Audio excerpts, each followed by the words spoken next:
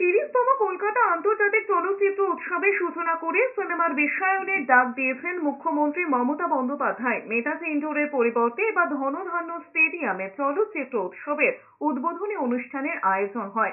জায়গা বদল নিয়ে মুখ্যমন্ত্রী নিজেই জানিয়েছেন, এবছর জেনে শুনে ছোট জায়গায় চলচ্চিত্র উৎসবের আয়োজন করা হয়েছে। মাঝে মধ্যে জায়গা বদল করা প্রয়োজন, এতে মানুষও অন্যত্র যাওয়ার সুযোগ পান।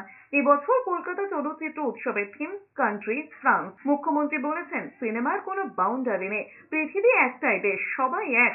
ইতিহাস, ভূগোল, গায়ের রং, পোশাক, ভাষা হয়তো আলাদা, কিন্তু সিনেমার প্রতি অগাধ ভালোবাসা এক সুতোয় বাঁধা রয়েছে। তিনি আরো বলেছেন, এখন যখন বিশ্বের সিনেমা বাংলায় এসেছে, একদিন এই রাজ্যের সিনেমাও বিশ্বের দরবারে জায়গা করে নেবে।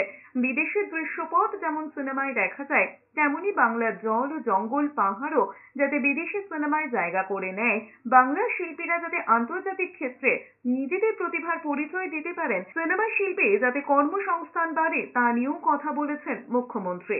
সিনেমার কোনো বাউন্ডারি নেই, এই পৃথিবী একটাই দেশ, আমরা সবাই এক।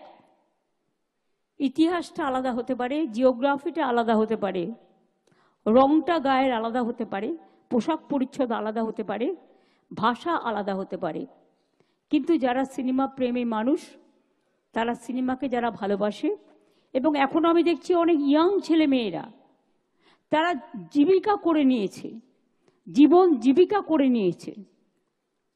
টেলিউড, টলিউড, বলিউড, হলিউডকে অনেক সময় হার মানিয়ে দেয়।